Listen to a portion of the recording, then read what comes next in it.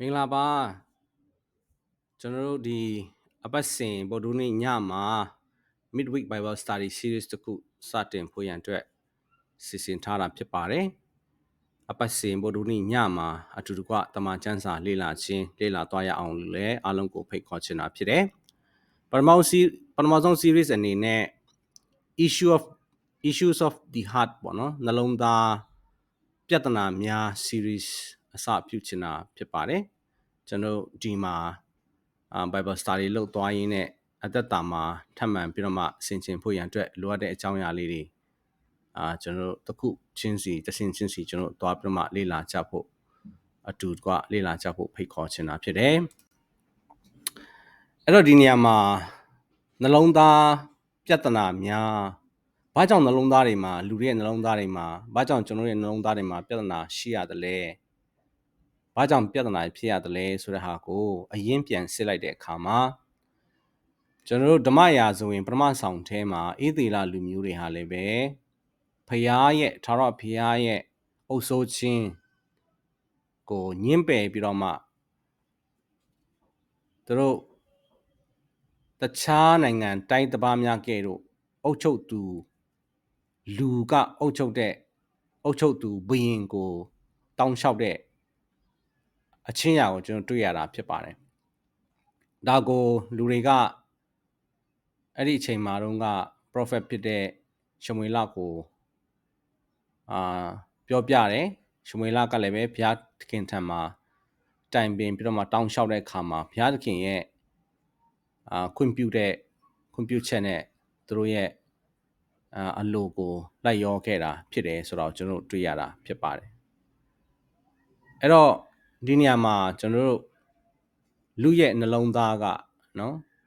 ဘယ်လိုရှိသလဲဆိုတာကိုဒီမှာသင်ခန်းစာယူစရာများစွာရှိပါတယ်အဲ့ဒီကမှတဆင့်ရှောလူကမီးပြောက်လို့လိုက်ရှာရာကနေပြီးတော့မှသူ့ရဲ့ကျွန်တယောက်နဲ့အတူတကွမီးရှာဖို့ထွက်လာကြရာကနောက်ဆုံးရှာမတွေ့တဲ့အဆုံးမှာ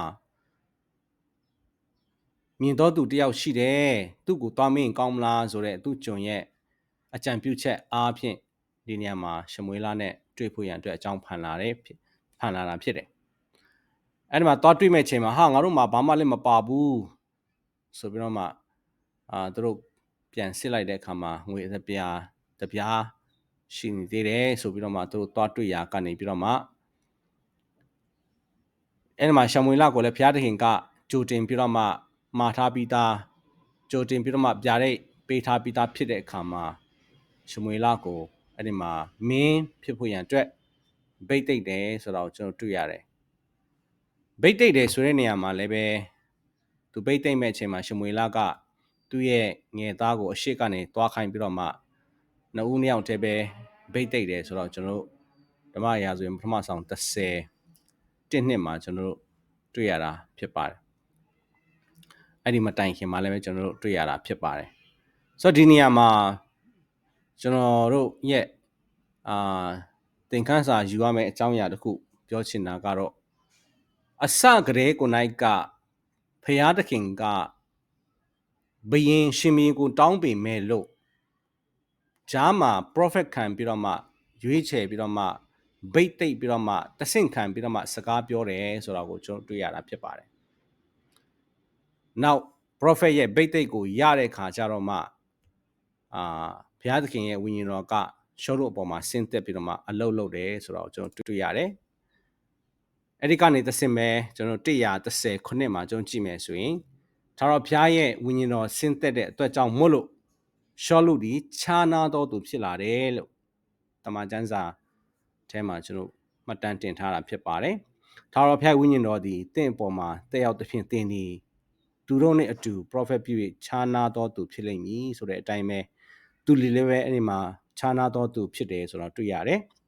ဒုတိယချက်ကဘုရားသခင်ကရှောလူကိုဘာဗိတ်သိက်တလဲဆိုရင်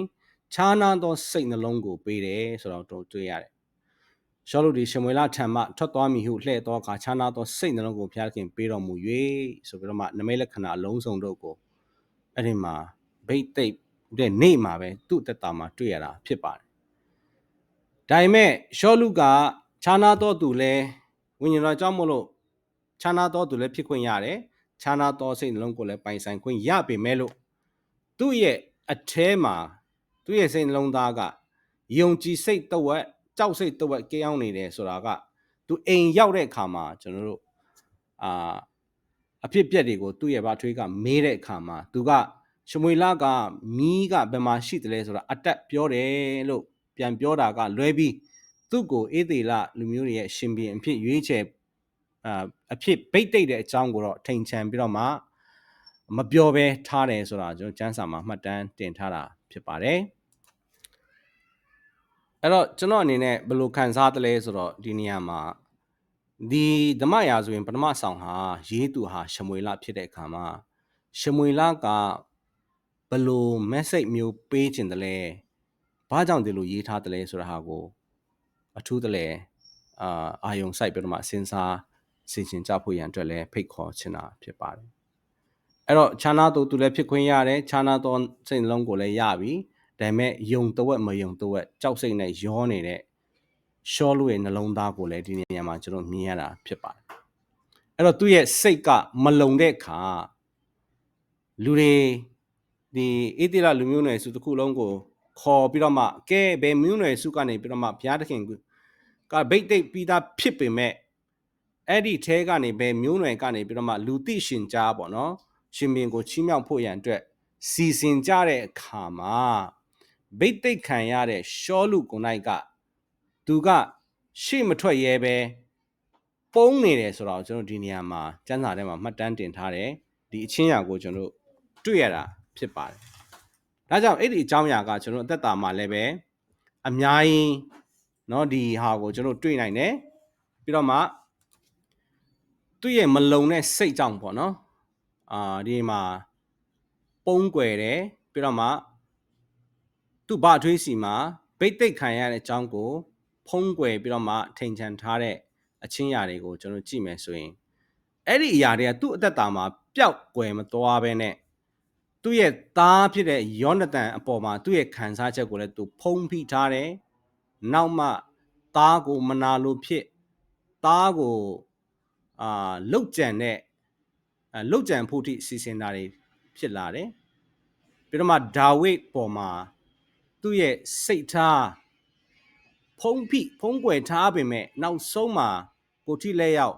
လုတ်ကြံတပ်ဖြတ်ဖို့ထိเนาะတဆင့်ချင်းကျွန်တော်အဲ့ဒီအဆင့်ထိအောင်သူက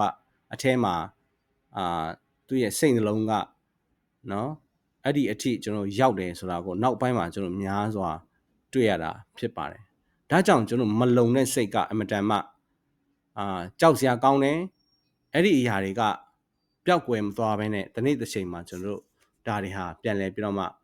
เนาะအသက်တာမှာတော့မဟုတ်အများကိုလည်းလာပြီးတော့မှဒုက္ခပေးတဲ့အရာမျိုးဖြစ်တယ်ကြားဖြတ်ပြီးတော့မှကျွန်တော်တို့နိုင်ရှင်ပြီးပြောရမယ်ဆိုတော့ဒါဝိဒ်ဂေါလိယတ်နဲ့တွေ့တဲ့အချိန်မှာဒါဝိဒ်ရဲ့နှလုံးသားကိုဘာကြောင့်ဘုရားကသဘောကျတယ်လဲဆိုတော့အဲ့ဒီဂေါလိယတ်ကကြီးပေမဲ့နော်ငါတော့ဘာမှမဟုတ်ဘူးငါတော့ဘာမှမတတ်နိုင်ဘူးဒါပေမဲ့ငါကိုးကွယ်တဲ့ဘုရားကတတ်နိုင်တယ်ဆိုတဲ့စိတ်မျိုးနဲ့ထွက်လာတဲ့ဟာမျိုးကိုအဲ့ဒီနှလုံးသားမျိုးကိုဘုရားကသဘောကျနေတဲ့တယ်ဆိုတာလည်းပဲဒီနေရာမှာကြားဖြတ်ပြတော့မှချိန်ထိုးကြည့်စေချင်တယ်အဲ့တော့မလုံတဲ့စိတ်မလုံတဲ့နှလုံးသားရဲ့အကျိုးဆက်ပေါ့နော်ဒါကိုကျွန်တော်ကြည့်မယ်ဆိုရင်တော့ဖုံးကွယ်ခြင်းဟာယာယီတာဖြစ်တယ်တစ်ချိန်မှာဘယ်ချိန်မှာပောက်ကွဲမလဲဆိုတဲ့အတိုင်းအတာတစ်ခုကျွန်တော်စောင့်နေတာဖြစ်တယ်ပြီးတော့မှပုံးဆောင်ခြင်းဒါမှမဟုတ်ရင်ရှောင်ခြင်းဟာကျွန်တော်တို့တနည်းအားဖြင့်ပြောမယ်ဆိုရင်တော့တစ်ချိန်လုံးရှောင်နေတဲ့လူတစ်ချိန်လုံးပုံးနေတဲ့လူကျွန်တော်ဘလို့မှအကူအညီလုပ်မရဘူးဖះမပြောနဲ့လူတောင်ကူညီလို့မရတဲ့အနေထားဒါကြောင့်အသက်တာထဲမှာကျွန်တော်တို့မလုံတဲ့စိတ်ကြောင့်တစ်ချိန်လုံးဖုံးကွယ်နေမယ်တစ်ချိန်လုံးပုံးရှောင်နေမယ်တစ်ချိန်လုံးရှောင်နေမယ်ဆိုရင်တော့ကျွန်တော်တို့အကူအညီတော့ရမှာမဟုတ်ဘူးဆိုတော့အရာလေးနှစ်ခုပေါ့နော်အဲ့ဒီအကျိုးဆက်နှစ်ခုကိုတော့ဒီမှာတွေ့ရတာဖြစ်ပါတယ်အဲ့တော့ဒီ episode 1အပိုင်း1မှာအချက်၄ချက်ကိုကျွန်တော် landing point အနေနဲ့ပေးခဲ့ခြင်းနဲ့တစ်ကတော့ကျွန်တော်မလုံတဲ့စိတ်မလုံခြုံတဲ့စိတ်လုံးသားရဲ့လက္ခဏာ၄ခုကိုတော့ကျွန်တော်မှတ်ထားဖို့လိုပါမယ်နံပါတ်1ချက်ကတော့ရှောလူကိုယ်တိုင်ကလူတွေနဲ့ကျွန်တော်တို့ဒီ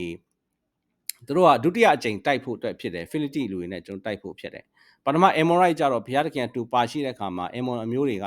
Amon လူမျိုးတွေကိုသူတို့ကောင်းမွန်စွာတိုက်လှန်ပြီးတော့မှအောင်ပွဲရခဲ့တယ်ထာဝရဘုရားကြောင့်ဖြစ်တယ်ထာဝရဘုရားနဲ့တူပါရှိလို့ဖြစ်တယ်ဒါပေမဲ့ဒီဒုတိယစစ်ပွဲကတော့ Filisty လူတွေဖြစ်တယ်တကယ်တော့ဒီစနစ်ကြလေ့လာမယ်ဆိုရင်တော့လက်နဲ့အင်အားတော့မမျှဘူးနော်ဒါကြောင့်သူတို့မှလည်းကြောက်စိတ်တွေရှိနေတဲ့အခါမှာရှောလုကသူ့ရဲ့မလုံတဲ့စိတ်ကြောင့်မလို့သူနဲ့အတူသူ့လူတွေကတုံလို့ခြောက်ချတယ်ဆိုတာကိုကျွန်တော်တွေ့ရတယ်သူတို့ဥမင်တွေတောအုံတွေကြောက်ကြားတောင်ထိပ်မြေတွင်းထဲမှာထွက်ပြေးပြီးတော့ပုံရှောင်နေရတဲ့အနေအထားအထိရောက်တယ်ဆိုတာကိုကျွန်တော်တွေ့ရတယ်မလုံခြုံတဲ့စိတ်လုံးသားရဲ့လက္ခဏာနှစ်ကတော့ကျွန်တော်တို့ရှောလုနဲ့လူပေါင်းတို့ကမဆောက်နိုင်ဘူးနော်ဒီနေရာမှာစောင့်နေဆိုတဲ့နေရာမှာကျွန်တော်အချိန်ကိုစောင့်နေဆိုတာမျိုးထက်စာရင်ကျွန်တော်ကတစုံတစ်ခုကိုစောင့်နေဆိုရင်ကျွန်တော်ရောက်မယ်ဆိုတာယုံကြည်လို့ရမယ်ဆိုတာကိုကျွန်တော်ယုံကြည်လို့ဖြစ်မယ်ဆိုတာကိုကျွန်တော်ယုံကြည်မျှော်လင့်လို့ဖြစ်တာဖြစ်ပါတယ်ဒီနေရာမှာပေါလုရဲ့မစောင့်နိုင်ခြင်းကအချိန်နာရီကိုနေ့ရက်ကိုမစောင့်နိုင်ခြင်းထက်စာရင်သူ့မှာစောင့်နိုင်ရလောက်တဲ့စောင့်ဖို့ရန်လိုအပ်တယ်လို့စိတ်ပိုင်းဖြတ်ဖို့ရန်အတွက်နော်တွန်းအားပေးတဲ့သူ့မှာဒီယုံကြည်ခြင်းမရှိဘူးဆိုတာရှိမနေဘူးဆိုတာကျွန်တော်တွေ့ရတာဖြစ်ပါတယ်မလုံခြုံတဲ့စိတ်နှလုံးသားရဲ့လက္ခဏာ3ကတော့ရှောလုဘုရားသခင်ကိုသူ့သဘောနဲ့ဆက်ဆံတယ်ဒီခါလေးမှာကျွန်တော်တို့ကအချင်းကျက်ရိုက်နေတဲ့ခါမျိုးမှာဘဝမှာပြာနေပြီကြောက်စိတ်တွေလည်းဖြစ်နေပြီနှလုံးသားကမငြိမ်သက်ဖြစ်နေတဲ့အခါမျိုးမှာကျွန်တော်ဘာဖြစ်လိမ့်ရှိတယ်လဲဆိုတော့ဖျားများကျင်တတ်မလားဒီဟာလေးတော့ရစ်ပူဇော်လိုက်အောင်မှပဲနော်ပထနာတင်လိုက်အောင်မှပဲချမ်းစာလေးဖတ်လိုက်အောင်မှပဲစုလေးတောင်းလိုက်အောင်မှပဲဆိုပြီးတော့မှဖျားသခင်ကို impress လုပ်တာပေါ့နော်ငါဒီလိုလုပ်လိုက်ရင်ဖျားသခင်ကသဘောကျပြီးတော့ငါ့ကိုကောင်းကြီးပေးမလားမဆမလားဆိုတော့ဘုရားသခင်များ impress ဖြစ်မလားဘုရားသခင်များသဘောကျမလားစိတ်ကျေနပ်မလားဆိုတော့ဘုရားသခင်ရဲ့စိတ်တော်ကိုဒါမှမဟုတ်ဘုရားသခင်ရဲ့အတူပါရှိမျက်မှောက်တော်ကိုအတင်းအဓမ္မလူယူတဲ့အနေအထားမျိုးပေါ့လေဆိုတော့ဒီနေရာမှာရှောလုကလည်းပဲဘုရားရဲ့စကားဖြစ်တဲ့ဒီရှမွေလရဲ့စကားကိုเนาะကျွန်တော်စောင့်ပြီးတော့မှရောက်တဲ့အခါမှာဘယ်လိုလုပ်ရမလဲဆိုတော့ပြောမယ်ဆိုတော့အငန်းတာကိုသူ့အနေနဲ့မစောင့်နိုင်ဘဲနဲ့သူ့သဘောနဲ့သူဘုရားသခင်ကိုဆက်ဆံတယ်ဆိုတော့ကျွန်တော်တွေ့ရတာဖြစ်ပါတယ်နောက်ဆုံးအချက်ကတော့ရှောလုကဘုရားထက်เนาะလူတွေကိုကြောက်တယ်အဲ့ဒီကြောက်စိတ်ကကျွန်တော်လူတွေကိုကြောက်တဲ့စိတ်လည်းပဲကျွန်တော်အဲ့ဒီမှာတွေ့ရတာဖြစ်ပါတယ်ရှမွေလကမေးတယ်ဘာဖြစ်လို့ဒီလိုလုပ်တာလဲလို့ပြောတဲ့အခါမှာအကြောင်းပြချက်3ချက်လောက်သူပြောတဲ့နေရာမှာနောက်ဆုံးကျွန်တော်ကတော့လူတွေကဒီလိုဖြစ်ပြီးတော့မှကြောက်လန့်တုန်လှုပ်နေတဲ့အချိန်မှာနော်အဲ့ဒီຢာကိုမြင်တဲ့အခါမှာဆိုပြီးတော့မှပြောတာကိုတွေ့ရတဲ့အခါမှာသူဒီအထဲကနော်ယုံကြည်တဲ့စိတ်နဲ့မဟုတ်ဘဲနဲ့အပြင်မှာဖြစ်နေတဲ့သူ့ရဲ့ပတ်ဝန်းကျင်မှာဖြစ်နေတဲ့အရာတွေကိုအမြင်တဲ့အခါမှာအဲ့ဒီမြင်တဲ့အရာနဲ့စိတ်ပိုင်းဖြတ်ပြီးတော့မှသူ့ရဲ့အသက်တာမှာခေါင်းဆောင်ဖြစ်လက်နဲ့ပင်ကျွန်တော်တို့ဒီလိုနော်သူ့ရဲ့မလုံခြုံတဲ့စိတ်ရဲ့လက္ခဏာတွေနဲ့အပြုအမူတွေကျွန်တော်တွေ့ရတယ်ဆိုတော့ဒီနေရာမှာတွေ့ရတာဖြစ်ပါတယ်ဒါကြောင့်ဏိကုံးချုပ်အနေနဲ့ကျွန်တော်လည်းပဲဖြစ်တတ်တယ်အထူးသဖြင့်ခေါင်းဆောင်များကျွန်တော်ဘုရားသခင်ကဓမ္မဟောင်းထဲမှာကြည့်မယ်ဆိုရင် King and Prophet အမြဲတမ်းတွဲပေးထားတယ်ဘာကြောင့်လဲဆိုတော့ဘုရင်တိုင်းကဘုရားသခင်နဲ့မမှန်နိုင်ဘူးဘုရားသခင်နဲ့မမှန်နိုင်တဲ့အခါမှာဘုရားကဒါကို prophet နဲ့တွဲပေးထားတာဖြစ်တယ်။ဒါကြောင့်ဒီနေရာမှာခေါင်းဆောင်များအနေနဲ့မိမိရဲ့အထက်မှာပေါ့နော်ကျွန်တော်စင်းလို့ဆိုတော့သုံးသားပေါ့ကိုဘုရားသခင်နဲ့နော်ကိုဘုရားနဲ့ဘယ်သူကမိတ်ဆက်ပေးတယ်လဲဆိုတာကိုလုံးဝမမိတ်ဖို့ရန်အတွက်လိုတယ်ကျွန်တော်ဝิญဉ်ရေးရမှာအမြဲတမ်းလမ်းဆန်းမနေဘူးတက်ကြွမနေဘူးအမြဲတမ်းလဲကျွန်တော်တို့ကဖွင့်ပြခြင်းနေနော်လမ်းဆန်းမနေဘူးနော်ဒါကြောင့်မို့လို့ဘုရားသခင်ကကျွန်တော်တို့ကိုကျွန်တော်ရဲ့အထက်မှာဝิญဉ်ရေးရမှာကျွန်တော်ကိုပထမဆုံးခရစ်တော်နဲ့မိတ်ဆက်ပေးတော်သူကျွန်တော်အားနေတဲ့အခါမှာဆုတောင်းပေးတဲ့သူ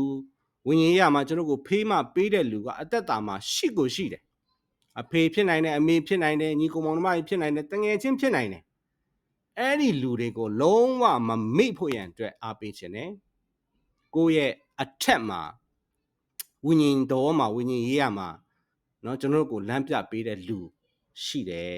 လမ်းပြပေးနေတဲ့သူရှိတယ်ဆိုတာကိုကျွန်တော်မမေ့ဖို့ရန်အတွက်အတိကတိုက်တွန်းအားပေးခြင်းနဲ့ဒီနေရာမှာကျွန်တော်တို့ခရစ်တော်အတွက်လောကကြီးကိုပြောင်းလဲဖို့အတွက်ကျွန်တော်တို့เนาะအမြဲတမ်းဘယ်လိုခေါ်မလဲအာတုံကွန်ဘယ် ယ်လိုခေါ်မလဲလှုပ်ဖို့ပဲကျွန်တော်တို့တာဆူပြီးတော့မှအတုံခွန်ဆိုင်ဖြစ်တတ်ကြတယ်တကယ်မှာကတင့်ကိုတစုံတယောက်တော့သူမိတ်ဆက်ပေးတဲ့ courage တော်ကတင့်ရဲ့နှလုံးသားကိုဦးစွာပြောင်းလဲစေပါတင့်ရဲ့နှလုံးသားကိုဦးစွာပြုပြင်စေပါပြီးတော့မှအများအတွက်လှုပ်ဆောင်ဖို့အငန်းတာတွေကိုကျွန်တော်နောက်တစ်ဆင့်ပဲကျွန်တော်တွားဖို့ရန်အတွက်ဖြစ်ပါတယ်ဒါကြောင့်ရှောလူကဲတို့သူ့ကိုဗိတ်တိတ်ပေးတဲ့ရှမွေလကိုအသုံးပြုပြီးတော့မှဗျာဒိတ်တော်ပေးတဲ့ဖရာသခင်ကိုเนาะကျွန်တော်တို့အစ်စ်နေကျွန်တော်တို့ဒီလိုဖရာသခင်ပေးထားတဲ့နီးတွေနိယာမတွေရှိရတာနဲ့เนาะသူ့ကိုသူငါပင်ပဲဆိုတဲ့စိတ်နဲ့ရောက်သွားတဲ့အခါမှာတနည်းအားဖြင့်ပြောမယ်ဆိုရင်သူ့ရဲ့မလုံတဲ့စိတ်ကတက်တာချင်းပြုတ်ပြင်ချင်းပြောင်းလဲချင်းမရောက်သေးတဲ့အခါမှာများစွာဒုက္ခရောက်ရတာဖြစ်တယ်သူတယောက်တည်းဒုက္ခရောက်ရတာမဟုတ်ဘူးအေးသေးလားတမျိုးသားလုံးနဲ့သူ့ကိုဆက်ခံမဲ့နောက်ကလူတွေအားလုံးကဒီလူတယောက်ရဲ့နှလုံးသားမိုက်မဲမှုရဲ့ဒဏ်ကိုပေးဆက်ကြရတာဖြစ်ပါတယ်ဒါကြောင့်မိမိကိုမိတ်ဆက်ပေးတဲ့ဝိညာဉ်ဖခင်များဝိညာဉ်မိခင်များเนาะသူတို့ကိုမမေ့ပါနဲ့အားနည်းတဲ့ချိန်မှာကျွန်တော်တို့ဝိညာဉ်ရာမှာဘယ်လိုခေါ်မလဲတခါလေးမှာကျွန်တော်တို့ချော်လဲတခါလေးမှာကျွန်တော်တို့ဝမ်းနေကြေကွဲနေတဲ့အခါမျိုးမှာသူတို့ကိုပြန်ပြောင်းအောင်မိတရိယာပြီးတော့မှသူတို့ကိုပြန်လဲဆက်သွယ်ပါသူတို့ရဲ့ဆုံးမမှုသူတို့ရဲ့လမ်းပြမှုသူတို့ရဲ့တုံတင်မှုကိုနာခံပါကိုနဲ့ဖျားနဲ့ကြားထဲမှာကိုယ့်ရဲ့အလိုတိုင်းမဟုတ်ဘဲနဲ့ကိုမရင်ကျက်သေးတဲ့ကာလမှာကိုလမ်းပြပေးနေတဲ့နှမကိုမိတ်ဆက်ပေးတဲ့လူတွေနဲ့ခီးကိုကျွန်တော်တို့ဒီခီးကိုကျွန်တော်အတူတကွသွားဖွင့်ရအတွက်လိုအပ်တယ်ဆိုတာဟာကိုဒီကနေ့ဗုဒ္ဓနေ့ပေါ့နော်ကျွန်တော်တို့ midweek Bible study series အတွက်တင်ပြပေးလိုက်ပါတယ်ဂျာနာသူရောက်စီတိုင်းဘုရားခင်တာ၍ဖွင့်ပြပါစေအလင်းပြပါစေအကျိုးပြုပြီးတော့မှအသက်တာမှာတည်ဆောက်စရာဖြစ်လိမ့်မယ်လို့ဖြစ်ပါစေလို့ဆုမွန်တောင်းပေးပါတယ်အားလုံးကိုကျေးဇူးတင်ပါတယ်နောက်တစ်ပတ်မှာပြန်လည်ဆုံတွေ့ကြရအောင်ကျေးဇူးတင်တယ်အာမင်